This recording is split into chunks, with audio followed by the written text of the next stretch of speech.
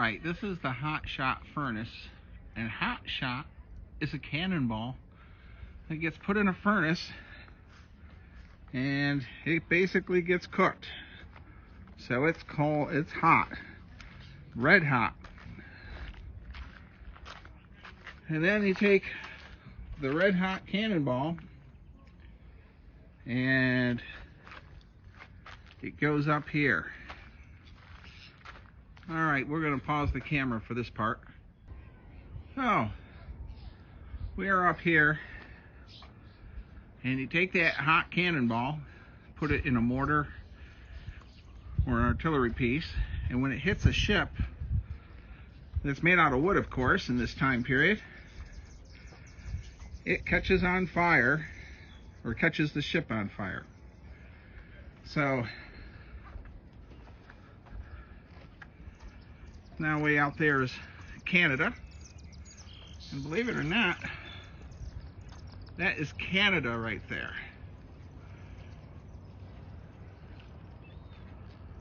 So, Fort Niagara, the French camps are starting to get set up. Now by tomorrow morning, all vehicles have to be removed.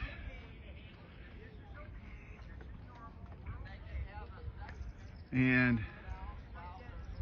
I'm going to say there's going to be 300 French reenactors here.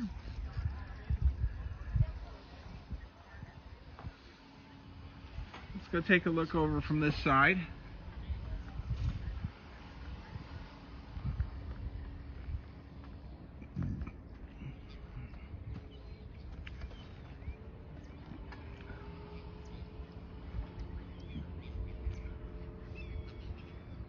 All right, well,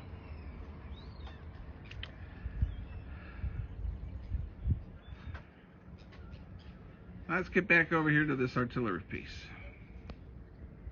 and apologize for that. There we go. And this gun can be transversed and moved and pivoted.